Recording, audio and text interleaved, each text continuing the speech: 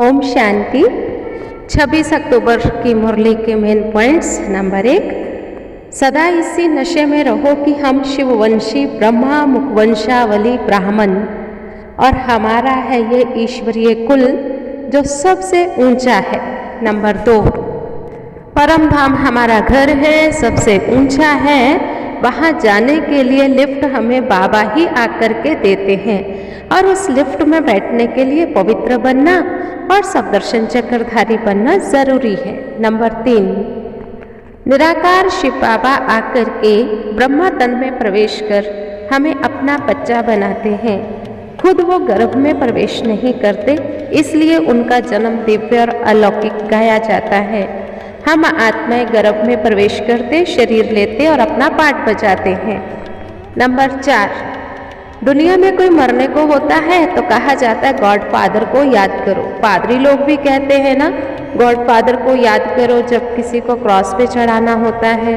ये संगम युग सुहावना है जहाँ पर बाबा आते और कहते मेरी याद में रहो तो तुम्हारे सुख के दिन आ जाएंगे। नंबर 5, सारी दुनिया घोर अंधियारे में है, उनको पता ही नहीं कि सुखों को सोचना कैसे और कहाँ होता है। यह तो ज्ञान शिव बाबा ने हम बच्चों को ही दिया है। नंबर 6, हम सब हैं रूहानी सोशल वर्कर, अपनी सर्विस भी करते हैं और सबकी सर्विस करते हैं। खुद को भी हमें स्मृति आई है कि हम परमात्मा की संतान हैं। हम ही सतयुग में राज्य करते थे, हमने ही सतयुग में राज्य करना है। इसी को ही स्मृति लब्धा कहा जाता है। नंबर 7, परमात्मा आकर के सच्चा सच्चा गीता ज्ञान सुनाते हैं। गीता सर्वशास्त्र शिरोमणि गाया जाता है। परमात्मा जब आकर के हमें पढ़ाते हैं तो इस नॉलेज से हम पत्थर बुद्धि से पारस बुद्धि बन जाते हैं। नंबर 8, जब हम देवता बनने का पुरुषार्थ करते हैं तो माया के तूफान बहुत आते हैं। ऐसे माया के तूफान आते हैं कि अच्छे अच्छे बच्चे भी बिखर जाते हैं। शुरू में बच्चों को ऐसी चलन बाबा देखता था तो बाबा बोलता था तुम्हारी चलन ठीक नहीं है, तुम ठहर नहीं सकोगे, इसलिए श्रीमत पर चलो।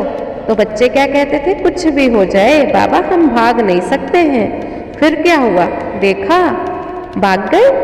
तब क्या गाया, आश्चर्यवत सुनंती कथंती और बगंती।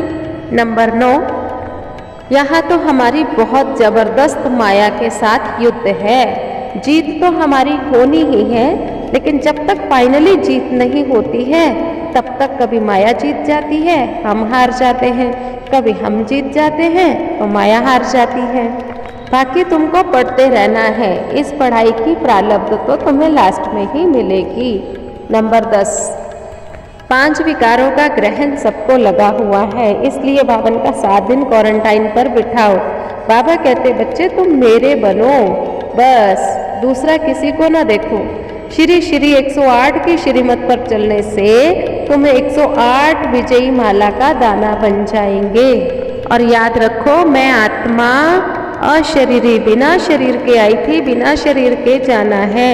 ये चाचा मामा काका सब यहाँ ही थे, यहाँ ही रह जाने हैं। मेरा मामा चाचा यहाँ कोई है नहीं।